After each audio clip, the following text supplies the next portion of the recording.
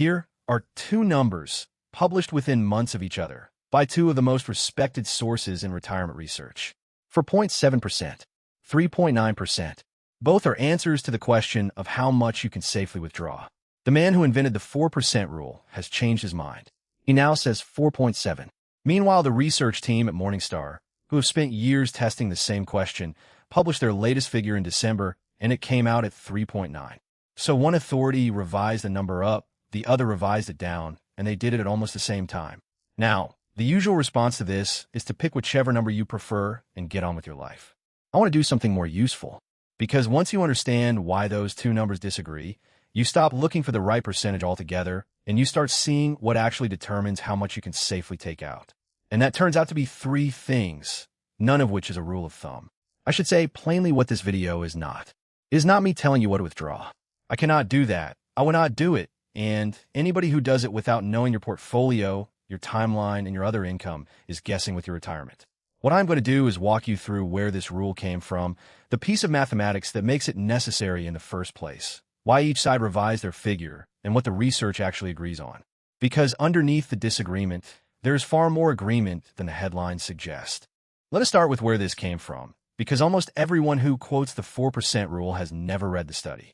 In 1994, a financial planner called William Bengen published a paper in the Journal of Financial Planning. He was trying to answer one narrow question. If somebody retired at the worst possible moment in modern American history and took out a fixed amount each year adjusted for inflation, what is the largest percentage they could have started with and still not run out over 30 years? Know what that question is. It is not what is likely to work. It is not what works on average. It is what would have survived the single worst starting point in the historical record. He ran the numbers back to 1926, and the answer came out at just over 4%. He called it safe max. So the 4% rule was never a prediction. It was a worst-case floor derived from history for a 30-year retirement, using a portfolio of large American company shares and intermediate-term bonds. Every one of those conditions matters, and every one of them is where the modern disagreement begins. Now, before we get to why the number moved, you need to understand the piece of mathematics that makes any of this necessary.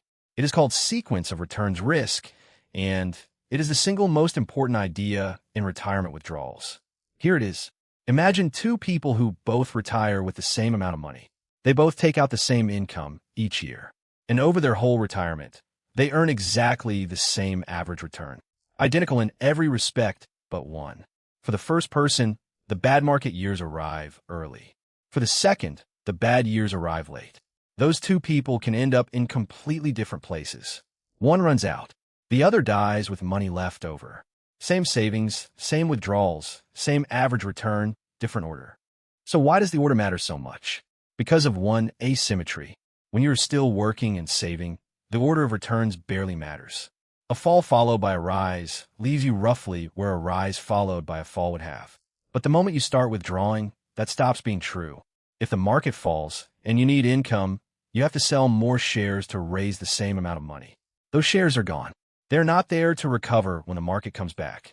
So the recovery, when it arrives, is working on a permanently smaller base. That is why the first decade of retirement matters more than any other.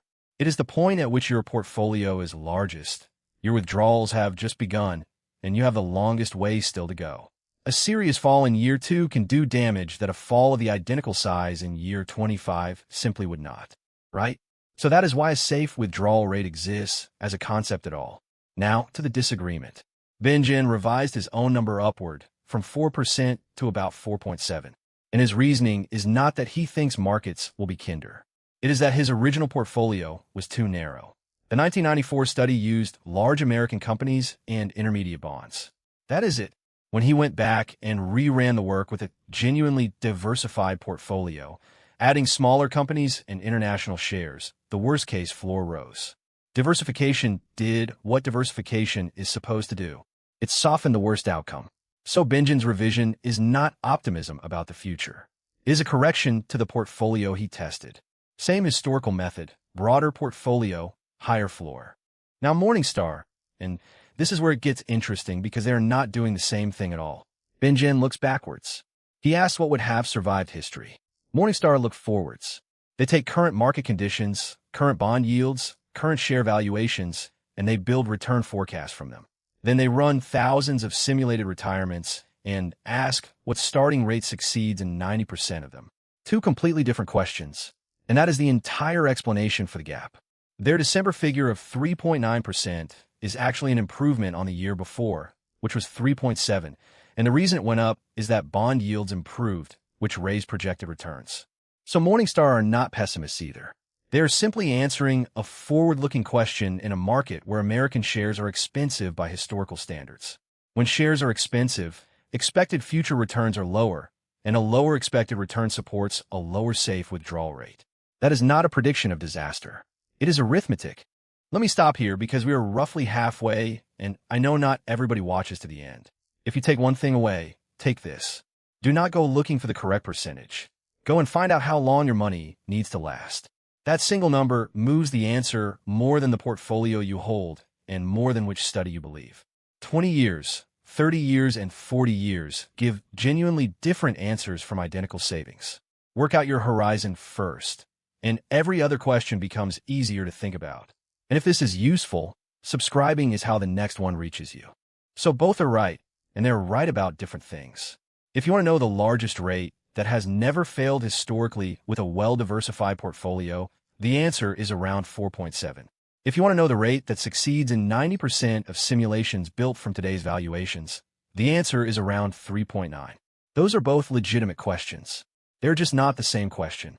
And here is what I find genuinely useful about seeing it laid out that way. Neither number is your number. They are two different reference points, and where you sit between them depends on things that are specific to you. So what actually sets your number? Three things, and the research is broadly agreed on all three. The first is how long the money has to last. This one has more effect than anything else, and it gets discussed least. Bengen's original work assumed 30 years. But people are living longer, and a retirement that begins at 60 may run 40 years. Roughly speaking, a 20-year retirement supports something near 5%. 30 years brings you to somewhere around 4. 40 years or more pushes you closer to 3. Same portfolio, same markets, entirely different answer, purely because of duration. The second is what you actually hold. This is Bengen's whole point. A portfolio of nothing but large American companies and bonds behaves differently from a genuinely diversified one, and the difference showed up as most of a percentage point in his worst case. And the third is flexibility, and this is the one that changes the arithmetic most dramatically. Flexibility means agreeing in advance that you will spend less in bad years. It sounds obvious. It is also the single largest lever in the whole subject. The original 4% rule assumes you take the same inflation-adjusted amount every single year, regardless of what has happened. You take your income in the teeth of a crash exactly as you would in a boom. That rigidity is precisely what makes the safe number so low, because the rate has to survive the worst case while you behave as though nothing is wrong. Change that assumption and everything moves. There's a body of research on this going back to a 2006 paper by Guyton and Klinger, which set out formal rules, sometimes called guardrails.